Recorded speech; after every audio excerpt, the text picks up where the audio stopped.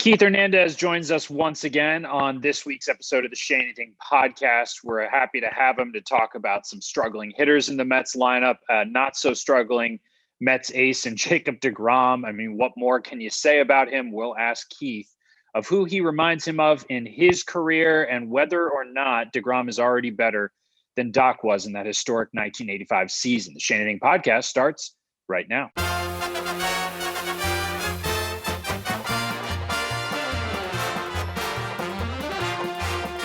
All right, welcome to the show, everybody. A reminder to subscribe, rate, and review wherever you get your podcasts, whether that's Apple or Spotify. And once again, we're happy to announce that Verizon has joined us as a sponsor. It's 5G built right for the Mets from the network. More people rely on, including myself. I have Verizon. I am a happy customer. Not only do I have them on my cell phone for my cell phone plan, I have them for my cable and internet, and it is spectacular. Only on Verizon, we're happy to have them. Keith, so before we even dig into deGrom, we want to start with Reaction Revisited. We're going to play something that you said on the air. So interesting listening to you digest and react to that start in real time. But Gary, at one point, and you were talking about what historically he reminds you of. And of course, that brings up Doc in 85. Here's some of what you said on the broadcast about that. There were a couple of interviews with Doc Gooden this week in the wake of deGrom's latest performance. And Doc said, look, I have him in complete games and wins. He's got me in everything else. And a lot of people were stunned that I said that deGrom was beyond Doc on his best day. And they're just two different pitchers. They both were power pitchers, but Doc had the big hook and didn't really have that changeup. You know, deGrom has the slider, the great changeup. He has more weapons than Doc did. Doc was not just a brute force pitcher. Doc knew how to pitch, and he could paint that curveball and he could paint that fastball, but he just came after you with all guns blasting. I mean, it was just power coming after you. So that was the soundbite on Sunday, I believe. What I was referring to initially was Gary asked you if you've ever seen anything like what you were witnessing on Friday night. And your response was, no, I have not on Doc's best days. This is just extraordinary. So that's what got a lot of attention, as you mentioned in that soundbite. Having thought about it for a couple more days, Keith, what do you think about what you witnessed? Well, it's, when I'm in, how'd you get out of here? When I'm in the booth, I can watch a pitching performance like everybody at home, which obviously from the center field camera. And I can tell when someone's throwing extraordinarily hard. The gun today is jacked up for various reasons, for PR, and a lot of guys throw hard, but I can tell when someone throws exceptionally hard, and there are a lot, and deGrom certainly is in that category. His stuff was the best game I've seen pitched from the booth, and I've been in the booth before SNY. I'm 20 years plus in the booth, and I have never seen a finer pitching performance. Now, for me to say on Doc's best day, I mean, how do you beat Doc's best day? Maybe that was a little bit too over the top. I mean, on a par. But the difference I was trying to explain to Gary, and you're trying to explain in between pitches, and you have to be concise and quick to your point, is that, deGrom's got the great changeup. Doc did not have the great changeup. He developed a little cutter. But his big pitch was fastball curve. Doc just came after you, hard stuff. And deGrom has another weapon in that sinking changeup, which for me, to a left-hander, it would be a very hard day at the office. And it was just an extraordinary game. It brings to mind when I worked in the booth with Tom Seaver. And I said it on the air. I asked Tom, I said, when you pitched like a 2-hit gem, 1-hit shutout, 9 innings, how many mistakes did you make, you think, in the course of that game? And Tom looked at me and said, probably 2 or 3. So that's extraordinary. Jacob basically threw 109 pitches and maybe 3 mistakes, and you're talking 3 pitches, which is extraordinary. And it was a gem to watch him perform. That's the best start he's ever had. There's no question about that. I mean, he had it all going on, and it was just such a treat. I mean, he beat the 29 Yankees with that stuff, or the 27 Yankees. Yeah. I mean, I think he'd beat every lineup in any generation. Yeah, you're right. 109 pitches, 84 strikes. He's given up, I think, 1 earned run this year. It was the Jazz Chisholm home run. Just the stat line is still unbelievable to look at. 9 clean innings pitched, 2 hits, no walks, 15 strikeouts, 14 strikeouts, then 15. Unbelievable. And, I saw Andy wrote a column for SNY.TV where he asked a few people the last time you saw somebody this dominant. You told him, I believe, Randy Johnson. So, Yes. So I'm intrigued by that. How many times off the top of your head did you watch Randy Johnson pitch in the booth? Not too often, but I could just tell the World Series. I mean, he's just. I faced him when he got called up in September in Montreal, and first pitch he threw me at Stade Olympique was over my head by 10 feet, and I went, "Oh God." He's not only 6'11" or 6, whatever the hell he is, and he's throwing hard. He doesn't know where it's going. Well, he remedied that. That World Series that he had with Schilling was, I think, extraordinary in his numbers. That's the thing. I saw Doc pitch every day, every 5th day, but I saw him from the perspective of first base. I'm seeing deGrom pitch from the beginning from perspective of the home plate center field camera, which is a great angle. And so it's a whole different ballgame. My angle from first base is looking this way, as opposed to right into home plate. So I could tell Doc's big curveball that broke, like this.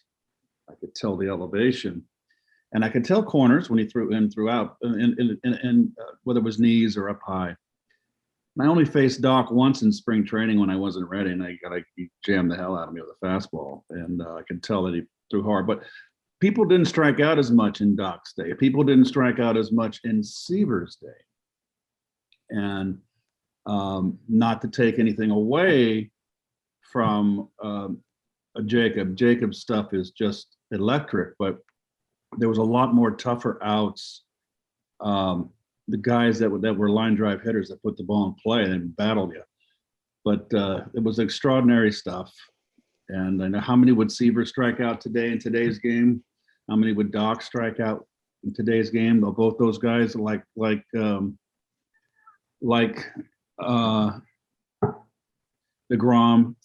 threw the fastball upstairs, which a lot of hitters with the uppercut can't touch.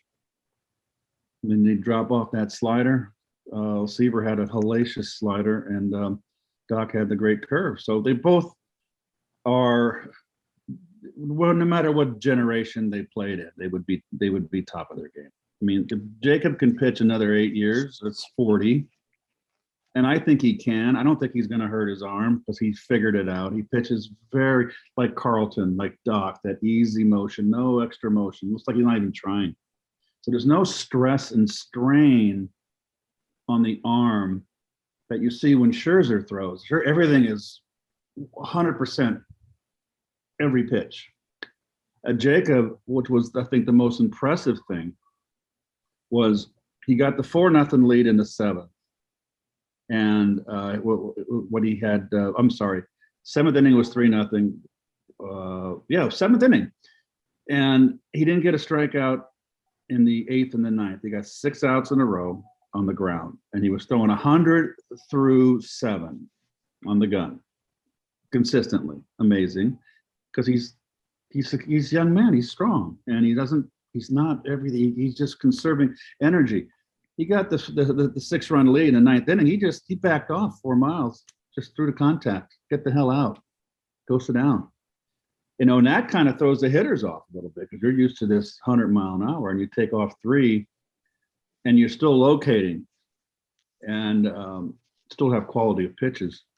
I thought that was impressive. He probably knows, he ended up at 109, but he probably knows if I still pitch for strikeouts in the 8th and 9th, my pitch count's going to get jacked up and I'm not going to be able to finish the game. So if he pitched to contact in the later innings, he probably knew I'm going to have a better chance of a pitch count, keeping it modest. I mean, who knows? Maybe they would have let him go to 120 or 125.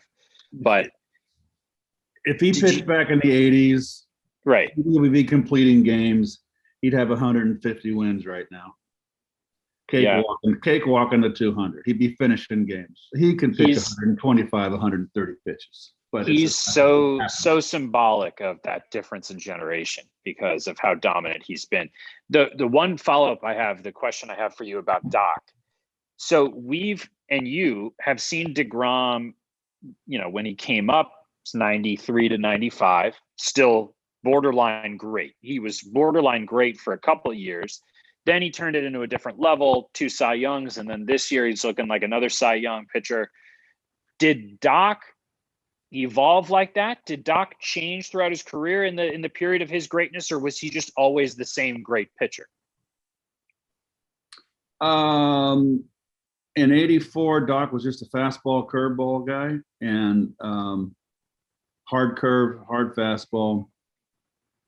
And 85, Mel taught him a little cutter, because I remember Whitey Herzog coming up to me in St. Louis after he had faced Doc and I guess in Shea, and came up to me and said, why they teach him to throw a cutter? He did pretty good last year with just the 2 pitches, which was kind of funny. And then he evolved into developed a changeup.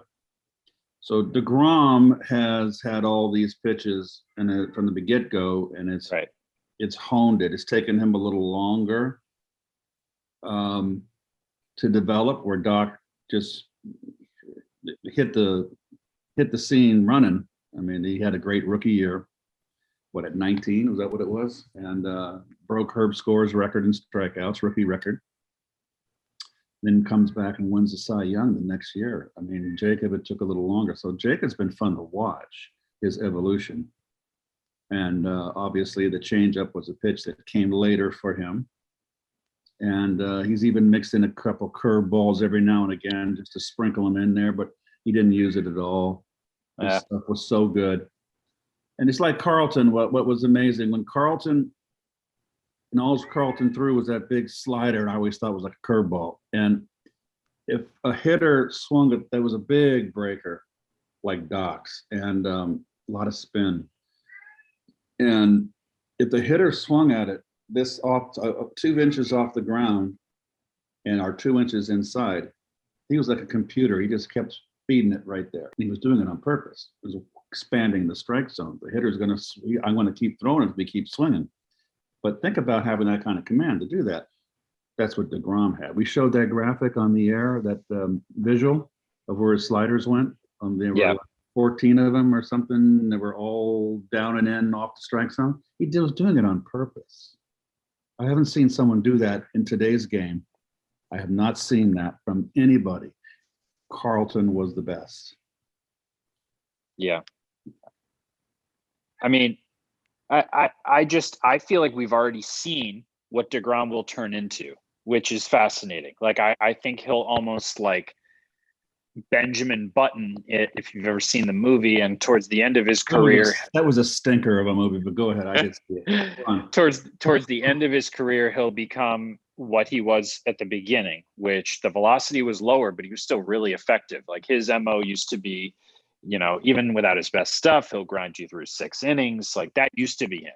And by the way, Anthony Recker said last week on Friday before the start, he was like, when I used to catch deGrom, he relied on the curveball a lot more. He's gotten away from it because the slider and the changeup are so nasty. He may eventually go back to it when he's 36, 37. Exactly. And he needs another weapon. So any Met fan out there, I mean, realize what you have, which is probably the only 33-year-old pitcher that I can imagine who is going to be a treat to watch get old in terms of a big league old. That's really it's such a treat for any Met fan listening. Okay, a couple more reaction revisited. These ones are we'll do one more. This one's pretty good. This was as at the end of the game, when the broadcast is wrapping up, Gary goes through the sponsorship reads and kind of wraps everything up in a bow before he sends it off to post game. So this was part of that where Gary's wrapping it up, about to send it to post game. Take a listen. Mets snap a 3-game losing streak. Game summary brought to you by Sector Spider. deGrom, the big story. Nimmo drove in 4 runs, but deGrom was front and center. 50 strikeouts in his first 4 starts, the first pitcher in Major League history to accomplish that feat. Look at the just unfathomable. Look at the time of game, Gare. 2:37. Jacob deGrom, the best. I mean, that was it made me think you looked down at your phone or your watch and you were like, oh my goodness, I'm gonna get home by like 10:30. And did that make No, Greg Picker and the truck laugh? Were they Oh, in your gig? no, they didn't. It's just they always flash in the scoreboard when the game's over. They have the line score up on the big scoreboard in right center field and has time of game. And anytime we get under 3 hours, it's like culture shock. So that's all it was. And so I just figured I'd mention that. I know it pisses a lot of fans that think I got one foot on the bus, can't wait to get home. It's not true. So I like to dig it into those people that don't like that. Just stir the pot a little bit, just to rile them up. I love that. I thought when I heard it, I thought it was going to make Gary laugh more than it did, but he was focused and he's on a clock because he has to toss it out of the truck to post game at a certain exact time. Taijuan Walker's game Sunday was under 3. Yeah, and he looked like Zach Wheeler for a little while. I thought he was going to be at 100 pitches after 4 innings. So that was kind of a surprising one. He threw a really good game. Go ahead. I'm sorry. I'm very impressed by him. But I love that you're sticking it to those people who think that you've got one foot on the gas, because I think part of the point of it being 2:37 or whatever it was is that's a game that you used to see pitched. And I mean, I know it was historically great. It was a great outing. We don't see those often, but a complete game, a shutout, those types of games used to be less rare than they are now, Keith. And I'm sure it was like getting in a time machine at a lot of the great outings that you watched in person where somebody had it, the bullpen stays quiet the whole game and the starter finishes it. Well, a lot of it has to do, there was very little full counts and deGrom had such good stuff. And deGrom is old fashioned. When he's ahead of a hitter, he's got a hitter in trouble and he doesn't mess around, doesn't make it 3-2, 0-2 to 3-2 or 2-2. He just attacked the hitters, went after them. And, he'd have pitched that game in the 80s. That would have been a 2-hour 15, 210. That's all there is to it. Period. End of story. It was just a real treasure to watch. It was a gem. Once again, you're listening to the Shea Anything Podcast, which is brought to you by Verizon. It's 5G built right for the Mets from the network more people rely on only on Verizon. Okay, let's do a 3-batter rule, Keith. We got 3 struggling hitters, and I want to see I want to hear what you're seeing. Lindor, I know you've made the point that his defense hasn't wavered throughout the struggles that he's had, and it seems at times like he's getting out of it, and then he just isn't really fully there. Any cause for concern with Francisco Lindor at the plate, in your opinion? He's got too many years in the big leagues and a body of work. I'm not worried about him. He's having a little trouble left-handed. He's a natural right-hand hitter. And I haven't seen him hit right-handed enough yet. We've hardly faced any lefties. Left-handed, he's a little bit stiff right now. He's having trouble with the ball belt high up on the outer half, outside corner. He showed a little frustration. He kind of slammed his bat the other day on a pop-up on a ball he should have killed. And, it's a new environment for him, a new fan base. And when you're getting paid a lot of money and he's getting paid an exorbitant amount, it adds a little extra tension. but I think that he'll fit in. He may not fit in. He'll get into the rhythm of the season. And this team needs to play. I mean, this is we're doing this on Monday, and it's an off day, and they don't need an off day. And they're going to play 2 against Boston, and then they're going to have an off day on Thursday. This team needs to play. They've missed too many games. Baseball is, just keep the chugging along, and you get into that rhythm. And it's cold. So I think once we get into May, and maybe sooner, and they start playing every day, I think they're going to start clicking.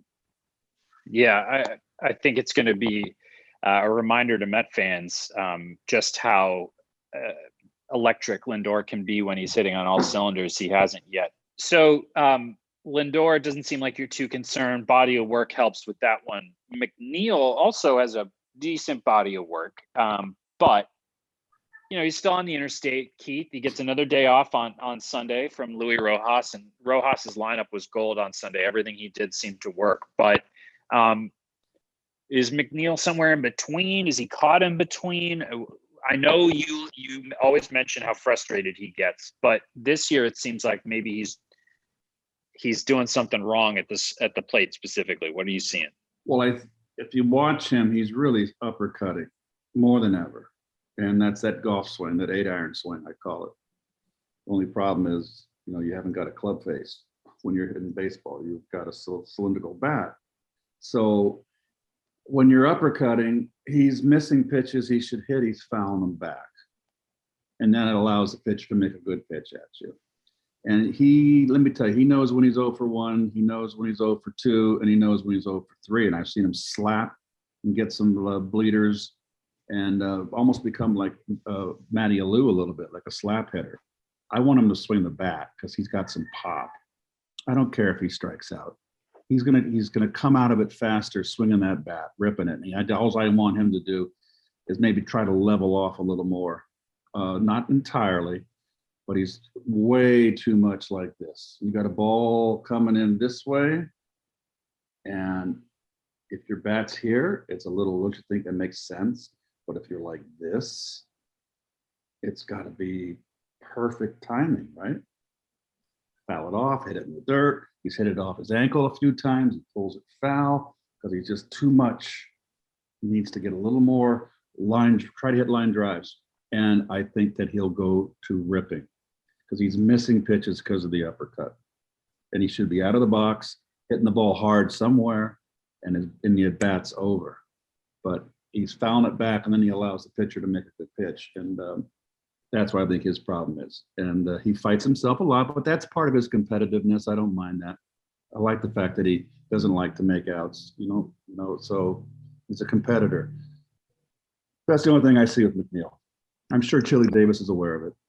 Yeah, I was about to say that seems like something that Chili will be able to fix specifically. And what's funny, going through this list of names, Lindor, McNeil, will do Conforto next. This Mets team has not hit yet on all cylinders offensively. The rotation has shown you signs of being a potentially great rotation. Stroman has a so-so game, and Walker picks things right up. Stroman had a bad game only because that umpire was horrific. Masoko, whatever his name is, Moscoso, rookie, he was bad. And Marcus is a veteran, and he let it bother him, and that shouldn't happen to a veteran. And it clearly bothered him, and that's why he did not have a good outing. He couldn't get it together. He couldn't calm down and focus because he did squeeze him horribly. And but that's no excuse. So I look for Marcus to bounce back on his next start. Yeah. And it was a turbulent start, speaking of Conforto, for Stroman. Obviously, he had that big error. And, anytime that's how you start a game, you can look for that to snowball. But you're right. Stroman's a veteran. He should, be able to bounce back. Speaking of Conforto, another guy that I think Mets fans are waiting for him to get going. The stats have been better last 10 games or so. 1 for 4 at the plate yesterday. Are you seeing a guy who looks like he's starting to break out of it? He made progress yesterday, and we're talking about Sunday off of lefty Corbin. I think his bat's been slow. I can't figure out why, and I just think that he's feeling for the ball and not letting the bat rip let it rip. And in today's game, I thought I would never say this, is because there's so many strikeouts for Conforto right now. Stop feeling for the ball. Take your cut. Don't be afraid to strike out. Don't be afraid to look bad, because you're not going to come out of it just feeling for the ball. And yesterday, he hit 3 rockets. So it was a good day for Conforto. And he's looked lost against left-handers, and he hit 2 hard balls off Corbin, which is a very positive sign. So we'll see. He needed to play today, and that's just a shame. It was a scheduled off day. He needed to get his. I know, I've been there. He had to go home last night and say, "Gosh, I feel good, made progress," and you need to get right back in there and get 4 more at bats in the game. And here you have an off day. And that's a bad thing about April. That and rainouts. We had a lot of rainouts. But I look for Conforto. I'm not going to say it, but yesterday was a big step forward for him. Let's do designated Twitter. Thanks to @NYM History to point this out for us. But on this day in 1988, you hit 2 home runs, drove in 7 runs. You reached the 1,000 RBI milestone. I'm watching the highlights now. It's on Twitter @NYM History. This day in Mets history is the name of the account. Grand Slam, I think, wasn't it? I believe so. Yeah, Charlie Palaio against the Braves. Charlie Palaio, hanging curveball. I was watching these highlights, and something that I have been meaning to ask you for a long time. And I'm sure people have asked you this, but I was watching your swing, and I watched a lot of the Padres and Dodgers this weekend because that was a lot of fun. Eric Hosmer reminds me a little bit of you at the plate. Is there a player that you've seen since you retired that reminded you of your approach? Is there anybody that you can think of? No, Hosmer's got a longer swing than mine. I like his hands are out there though, like yours were. Yeah, okay. I don't think he's a different hitter than me. It's the hitters are different today. They're looking to lift. There's no Tony. I don't see a lot of Tony Gwynn's out there. Pete Roses, the guys that hit line drives. Yeah. So it's hard to make the comparison. And I don't see Hosmer. That's the thing. I want to get rid of this interleague play. And, okay, let's just play the Yankees 3 and home and away. And the hell with everybody else. Who cares about playing the Minnesota Twins or the Chicago White Sox? Get more games. Somehow figure out and schedule them. Even if it has to be, okay, like in interleague play, you play 1 year the East and the AL Central. Well, how about 1 year, can they figure it out? You play the NL Central twice, home and away, and you play the West once. Somehow figure it out. And then the next year you play the West twice, and you come back and play the Central only once. I can't judge these players from 6 games. How can I get a feel for a player? And it's usually you go home and away. And if they're done, they're gone for the year in maybe 10 days. And I might catch them in a slump. It's just terrible. Have them come in and we used to play the Western Division. Have them come in May, early June, then have them come in late September, early August. Okay. You also might, guys, especially if it's a 3-game series, somebody's banged up, you miss it. I mean, for example, I know interleague, it's not a good example, but Braves just played the Yankees at Yankee Stadium, which would have been a great showcase for Ronald Acuna. He was hurt. So any Yankee fan who was trying to get a great look at, one of the bright stars of the game doesn't even get to see him. Wouldn't you rather want to see Los Angeles Dodgers and the San Diego Padres, instead of 6 games, seeing 12 games? Wouldn't that be fun? It would be. Yeah, those two teams are they're creating a night owl baseball culture right now that's pretty great with their season series. They've got to figure a way out to do that. And okay, do your crosstown rivals, and not everybody has a rival, but that's fine. Keep the Yankees, but just get rid of this interleague play to a major degree and get more play in your league, please. Anyway, nothing worse in September when you're fighting in the stretch run down the last 2 weeks of the season, and there's been times the last week where the team is playing an American League team and they're fighting for a division. I mean, come on, it's ridiculous. We've strayed very far from your big night at the ballpark in '88, but that has to have been that was in Atlanta. It was in Atlanta. One of your best nights at the plate, I'm guessing. 7 ribbies. Yeah, I was we had an off day, and I stayed back, and we played a 3-game series in St. Louis. Off day, we flew to Atlanta, and I stayed in St. Louis because my divorce was finalized on the off day. So wow. I got divorced on whatever it was, Monday or Thursday, because that's when the off days are. And it took 5 years to get divorced. It was just, I flew to Atlanta the next, that late afternoon, and went to the ballpark the next day and had one of my best days of my career.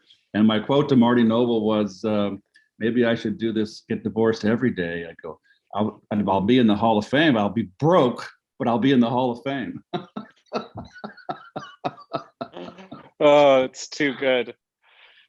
But you had that off your back. It was like, I love that you were just like finally done with that. Next thing you know, 2 homers, grand slam, 7 runs batted in Atlanta. You could just see, as I'm watching you round the bases right now, you're just a little lighter in your. I remember in your step. Well, everybody, thank you for listening to this episode of the Shea Anything Podcast. Remind you to please subscribe, rate, and review wherever you get your podcasts. Shea Anything Podcast is brought to you by Verizon, 5G built right for the Mets from the network more people rely on only on Verizon. Keith, thank you. We'll talk to you soon. Enjoy the off day. We'll hear from you later this week. Thanks for listening, everybody. Talk to you later.